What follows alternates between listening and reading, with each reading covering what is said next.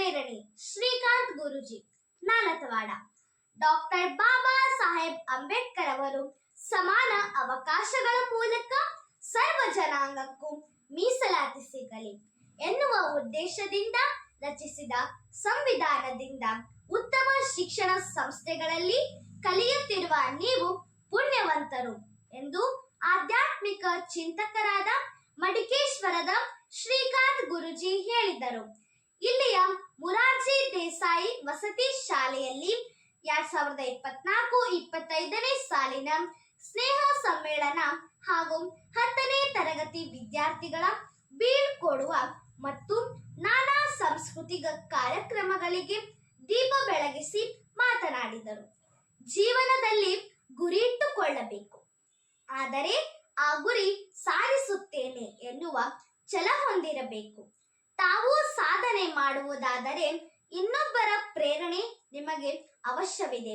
ಸಂಪೂರ್ಣ ಅಂಗವೈಕಲ್ಯತೆ ಹೊಂದಿದ್ದ ಸಿತಲಾದೇವಿಯ ಸಾಧನೆ ನಿಮಗೆ ಪ್ರೇರಣೆಯಾಗಲಿ. ಯಾವುದು ನಮಗೆ ಕಾಣುತ್ತೋ ಅದು ಸತ್ಯವಲ್ಲ, ಕಾಣದೇ ಇರುವ ವಸ್ತು ಅದು ನಿಜವಾದ ಸತ್ಯ ಎಂದು ಅರಿತುಕೊಳ್ಳಬೇಕು. ಕಲಿಸಿದ ಗುರುವಿನಲ್ಲಿ ಶ್ರದ್ಧೆ ಹೊಂದಿ ಎಂದರು. ಮಾಜಿ ಸೈನಿಕರಾದ ರಾಜಯ್ಯ ಹಿರೇಮಠ್ ಮಾತನಾಡಿ, ಈ ದೇಶಕ್ಕೆ ಸ್ವಾತಂತ್ರ್ಯ ಸಿಗುವ ಮುನ್ನವೇ 6 ಲಕ್ಷ ಜನ ಪ್ರಾಣತ್ಯಾಗ ಮಾಡಿದ್ದರು. ಎಲ್ಲರ ಬಲಿದಾನದಿಂದ ದೇಶ ಸ್ವತಂತ್ರಗೊಂಡಿತು. ದೇಶಕ್ಕೆ ಶಕ್ತಿ, ಧರ್ಮ ಹಾಗೂ ಧೈರ್ಯ ತುಂಬಿದರೆ ಅದು ಸಂಗೊಳ್ಳಿ ರಾಯನಿಂದ ಎಂದರು. ಪ್ರಾಚಾರ್ಯರಾದ ಜಿಎಂ ಗುಳಗಿ, ಸಿಆರ್ಪಿ ಬಸವರಾಜ್ ಮಾದರ್, ಶಿಕ್ಷಕ ಸೋಮಲು ಲಮಾಣಿ ಮತ್ತು ದಲಿತ ಮುಖಂಡ ಗುಂಡಪ್ಪ ಚಲ್ವಾದಿ ಮಾತನಾಡಿದರು. ಕ್ರೀಡೆ ಹಾಗೂ ನಾನಾ ಕ್ಷೇತ್ರಗಳಲ್ಲಿ ಸಾಧನೆ ಮಾಡಿದ ವಿದ್ಯಾರ್ಥಿಗಳಿಗೆ ಬಹುಮಾನ ಹಾಗೂ ಪ್ರಶಸ್ತಿಗಳನ್ನು ವಿತರಣೆ ಮಾಡಲಾಯಿತು ಮತ್ತು ನಾನಾ ಸಾಂಸ್ಕೃತಿಕ ಕಾರ್ಯಕ್ರಮಗಳು ಗಮನ ಸೆಳೆದವು. ವೇದಿಕೆಯಲ್ಲಿ ಸಂಗೀತ ಶಿಕ್ಷಕ ಎಕೆ ಹಿರೇಮಠ್ ಸಂಗೀತ ಸೇವೆ ನೀಡಿದರು. ಈ ವೇಳೆ ಜಿಲ್ಲಾ ದೌರ್ಜನ್ಯ ಸಮಿತಿಯ ಸದಸ್ಯರಾದ ಮಲ್ಲು ತಳವಾರ್, ಶಿಕ್ಷಕ ನಾಗಬೇನಾಳದ ಮೋಹನ್ ಬಾಬು, ಫಾರೂಕ್ ಫೀರ್ಸಾ ವಾಲಿಕಾರ್, ಗುಂಡಪ್ಪ ಚಲ್ವಾದಿ ಇತರರಿದ್ದರು. ವರದಿ ಅಬ್ದುಲ್ ರಜಾಕ್ ರಕ್ಕಸಗಿ, ನಾಲತ್ವಾಡ್. ಗುರು ಹಿರಿಯರಿಗೆ ಸ್ಥಿರವಾಗಿ ಎರಗಿದರೆ ನನ್ನ ಸೂರರು ಒಲಿದು ಸಿರಿ ಸುರಿದು ಕೈಲಾಸ ಕರಕಲಾಮಲಕ ಸಂಗತಿ ಕೇಳೋದಿಲ್ಲ. ಯಾಕಂದ್ರೆ ಜವಾಬ್ದಾರಿ ತಂದೆ ತಾಯಿಗೂ ಬಹಳಷ್ಟಿದೆ. ಇವತ್ತಿನ ಮಕ್ಕಳು ಎಲ್ಲರೂ ಮೊಬೈಲ್ ದಾಸರಾಗಿರೋದು.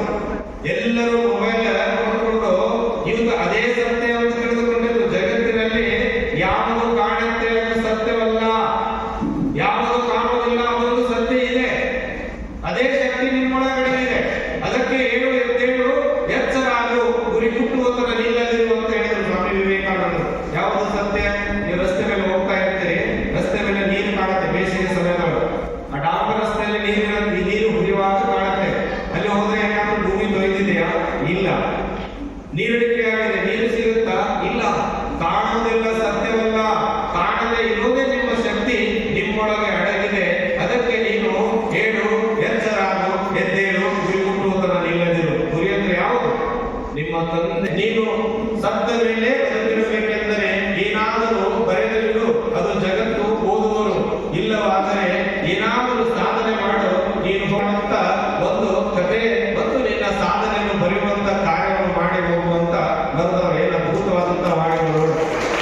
4 ದಿನ ಬದುಕಿದರೇನು ಲೇಸೆನಿಸಿಕೊಂಡು, 3 ದಿನ ಬದುಕಿದರೇನು ಲೇಸೆನಿಸಿಕೊಂಡು, 2 ದಿನ ಬದುಕಿದರೇನು ನಮ್ಮ ಕೂಡಲ ಶರಣರ ವಚನದಲ್ಲಿ ಲೇಸೆನಿಸಿಕೊಂಡು 1 ದಿನ ಬದುಕು, ಒಂದು ದಿವಸ ಬದುಕ್ರಿ ಲೇಸೆನಿಸಿಕೊಂಡು ಅಂದ್ರು. ಲೇಸ್ ಅಂದ್ರೆ ಏನ್ರಿ? ಒಳ್ಳೆಯ ರೀತಿಯಿಂದ ಬದುಕೋದು. ನಾವು ಕಲಿಯೋದು ನಮ್ಮ ಅಕ್ಕಪಕ್ಕ ಇದ್ದವರಿಗೆ ಕಲಿಸೋದು. ಒಂದು ಮಗು ಕಲಿತಿರುವಂತ ಮಗು ಅಕ್ಕಪಕ್ಕದವರಿಗೆ ಕಲಿಸ್ಬೇಕು. ಅದಕ್ಕೆ ಜ್ಞಾನ ಅಂತಾರೆ. ನಹಿ ಜ್ಞಾನೇನ ಸದೃಶ್ಯಂ, ಜಗತ್ತಿನೊಳಗೆ ಅತ್ಯಂತ ಪವಿತ್ರ ವಸ್ತು ಅದು ಜ್ಞಾನ. ಅದು ನಮ್ಮೊಳಗೆ ಇರಬೇಕಲ್ಲ, ಇದೆ. ಅದನ್ನು ನಾವು ಗುರುತಿಸುವಂತ ಶಕ್ತಿ ನಮ್ಮೊಳಗಿಲ್ಲ. ಬೆಳಗ್ಗೆ ಎದ್ದ ತಕ್ಷಣ ಸಾಲಿ ಬರ್ಬೋದು ಅನ್ನೋದು ಎಷ್ಟು ಜನ ಮನೆ ಕಸ ಹೊಡಿದ್ಯಾ, ಎಷ್ಟು ಜನ ರಂಗೋಲಿ ಹಾಕ್ತೀಯಾ, ಎಷ್ಟು ಜನ ದೇವ್ರ ಪೂಜೆ ಮಾಡ್ಬಿಡ್ತೀಯಮ್ಮ? ಸಾಧ್ಯನೇ ಇಲ್ಲ. ಯಾಕೆ ನೀನು ಎದ್ದು ನೀ ರೆಡಿಯಾಗಿ ಡ್ರೆಸ್ ಹಾಕೊಂಡು ಬರ್ಬೇಕು, ನಿಮ್ಮ ಮಹಾಭಾರತ ಬಂದಾಗುತ್ತೆ. ಒಂದು ದೊಡ್ಡ ಮಹಾಭಾರತ ಆಗಿರ್ತೈತಿ.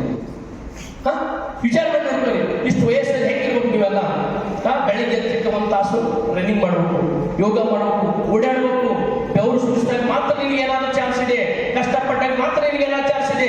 ನಿನಗೆ ಗುರಿ ಐತಿ, ಹಿಂದೆ ಗುರು ಇದ್ದಾನೆ, ಹಿಂದೆ ಗುರು ಇದ್ದಾನಪ್ಪ. ನೀನು ಗುರಿ ಹೆಂಗಿರ್ಬೇಕಪ್ಪ ಅಂದ್ರ ಗುರು ಮೆಚ್ಚಿಕೊಳ್ಬೇಕು. ಗುರು ಹೆಂಗೆ ಮೆಚ್ಚಿಕೊಳ್ತಾರಪ್ಪ ಅಂದ್ರ ಇಂಥ ಕಾರ್ಯಕ್ರಮದಲ್ಲಿ ನೀನು ಬಂದು ನೀನು ಸನ್ಮಾನ ಮಾಡಿಸ್ಕೊಂಡಾಗ ಓ ದಿಸ್ ಇಸ್ ಮೈ ಸ್ಟೂಡೆಂಟ್ ಅಂತೇಳಿ ಗುರುಗಳ ನಿನ್ನ ಬಗ್ಗೆ ನಿನ್ನ ತಾಯಿ ನನ್ನ ಮಗ ಇವ ನನ್ನ ಮಗ ಅಂತ ಹೆಮ್ಮೆ ಪಡ್ತಾರಲ್ಲ, ಅದು ನಿನ್ನ ಸ್ವಾರ್ಥಕವಾದ ಬದುಕು, ಅದು ನಿನ್ನ ಸ್ವಾರ್ಥಕವಾದ ಬದುಕು. ಅಂತ ಬದುಕು ಮಾಡಬೇಕಾದಾಗ ಇಂಥ ಕಾರ್ಯಕ್ರಮ ಬಹಳ ಅವಶ್ಯವಾಗಿದೆ. ಪ್ರಪಂಚದ ತುಂಬೆಲ್ಲ ಕತ್ತಲ ಆವರಿಸಿದಾಗ, ಪ್ರಪಂಚದ ತುಂಬೆಲ್ಲ ಕತ್ತಲ ಆವರಿಸಿದಾಗ ಬೆಳಕು ಕಾಣಲು ಕಣ್ಣಿಟ್ಟಿರುವಾಗ ಬೆಳಕು ಎಲ್ಲಿಂದ ಬರ್ತದೆ, ಬೆಳಕು ಯಾವ ದಿಕ್ಕಿನಲ್ಲಿ ಬರ್ತದೆ? ಯಾರಾದರೂ ನನ್ನನ್ನು ಕೇಳಿದರೆ ನನ್ನ ಕೈ ಭಾರತ ಕಡೆ ಹೋಗುತ್ತದೆ ಅಂತಾರೆ ಜರ್ಮನಿ ಮ್ಯಾಕ್ಸ್ ಮುಲ್ಲರ್. ಅಂತ ಪವಿತ್ರ ಭೂಮಿ ನಮ್ಮ ಭಾರತ, ನಮ್ಮ ಪವಿತ್ರ ಭೂಮಿ ಅಂತ ಭಾರತ ಇದೆ. ಒಂದು ಕಡೆ ಚೈನಾದ ರುಸೋ ಹೇಳ್ತಾರೆ, ಚೈನಾದ ರಾಯಬರ್ ಹೋಗಿ ಹೇಳ್ತಾರೆ, ಭಾರತ ಒಬ್ಬ ಸೈನಿಕನನ್ನು ಕೂಡ, ಭಾರತ ಒಬ್ಬ ಸೈನಿಕನು ಚೈನಾ ದೇಶಕ್ಕೆ ಕಳಿಸದೆ ಭಾರತ ಸಂಸ್ಕೃತಿವಾಗಿ 2 ವರ್ಷ ಈ ದೇಶವನ್ನು ಈ ಪ್ರಪಂಚವನ್ನು ಆಳ್ತಾ ಇತ್ತಪ್ಪ ಅಂದ್ರೆ ಎಷ್ಟು ಪವಿತ್ರ ಭೂಮಿ ಅಲ್ಲ ನಮ್ಮದು. ಇಳಿಸ್ಲಿಕ್ಕೆ ಅವ್ರು ಮೇಲೆ ಬರ್ತಾ ಇದ್ರು. ಎಷ್ಟು ಮೇಲೆ ಬರ್ತಾ ಇದ್ರಮ್ಮ ನಿಮ್ಗೆ ಗೊತ್ತಿರ್ಬೇಕು. ಪ್ರಪಂಚದಲ್ಲಿ ಹೇಳ್ತಾರೆ, ಪ್ರಪಂಚದಲ್ಲಿ ಭೂಮಿಯ ಸಮುದ್ರ ಸ್ಥಳದಿಂದ 24,000 ಫೂಟಿನಷ್ಟು ಎತ್ತರದಲ್ಲಿ ಇರುವಂತಹ ಯಾವುದಾದ್ರೂ ದೇಶದ ಸೈನಿಕರು ಅಷ್ಟು ಎತ್ತರದಲ್ಲಿ ತನ್ನ ಬೊಕ್ಕರನ್ನು ಹಾಕೊಂಡು ತಾನಲ್ಲಿ ಇರ್ತಾನಪ್ಪ ಅಂದ್ರೆ ಅದು ಭಾರತದ ಸೈನಿಕರು, ಭಾರತದ ಸೈನಿಕರು.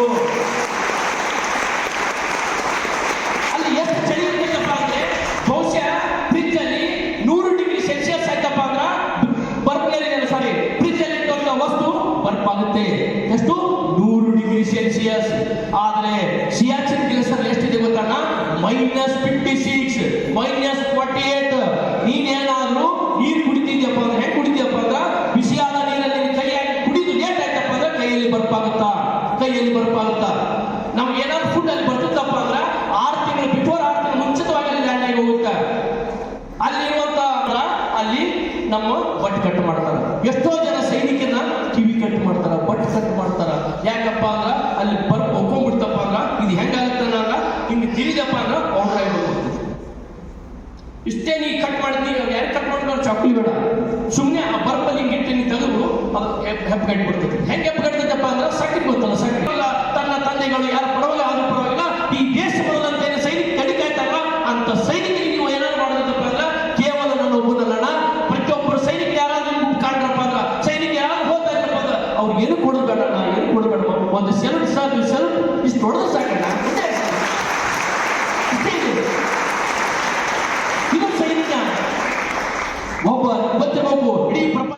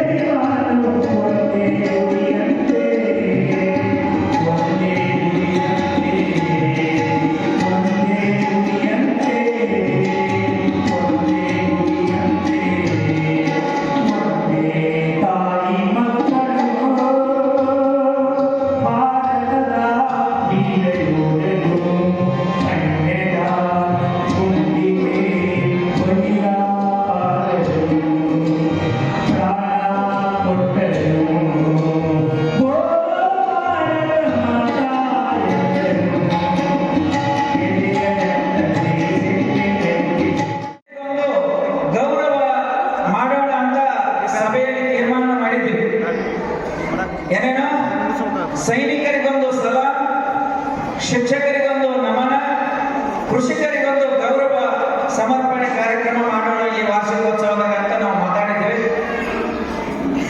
ಸಮಯಾಭಾವದಿಂದ ಕೃಷಿಕರನ್ನ ಗುರುತಿಸುವುದು ಹೇಗೆ, ಕೃಷಿ ಇಲಾಖೆ ಅಧಿಕಾರಿಗಳನ್ನ ಈಗಾಗಲೇ ಗುರುತಿಸಿ ಹೆಸರು ಮಾಡಿರ್ತಕ್ಕಂಥ ಕೃಷಿಕರನ್ನ ನಾವು ಆಹ್ವಾನಿಸಬೇಕಾಗಿತ್ತು. ಆದ್ರೆ ಅದು ಆಗಲಿಲ್ಲ.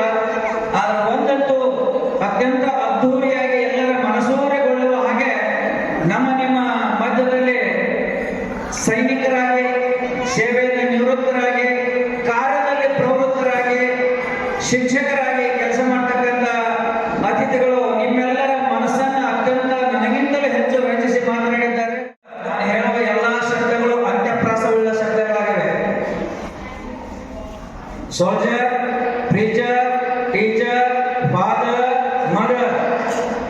ಇವರನ್ನ ನಿಮ್ಮ ಜೀವನದಲ್ಲಿ ನೀವು ಗೌರವಿಸುತ್ತಾ ಅವರ ಆಡಿದ ಶಬ್ದಗಳನ್ನ ಆಲಿಸುತ್ತಾ ಅನುಸರಿಸುತ್ತಾ ಅನುಭವಿಸುತ್ತಾ ಜೀವನದ ಪ್ರತಿ ಹೆಜ್ಜೆಯಲ್ಲಿ ನೀವು ಮುಂದಡಿ ಇಟ್ಟರೆ ನಿಮಗೆ ನಾಲ್ಕೇ ನಾಲ್ಕು ಗೇಣು ಅದು ನಾಲ್ಕ, ನಾಲ್ಕೇ ನಾಲ್ಕು ಗೇಣು ಅದು ನಾಲ್ಕ. ಏನು ನಾಲ್ಕ ಅಂದ್ರೆ ನಿರುತ್ತರ, ಮೌನವೇ ನಿಮ್ಮ ಉತ್ತರ. ನಿರುತ್ತರ, ಮೌನವೇ ನಿಮ್ಮ ಉತ್ತರ. ಸ್ವರ್ಗ ಇಲ್ಲಿ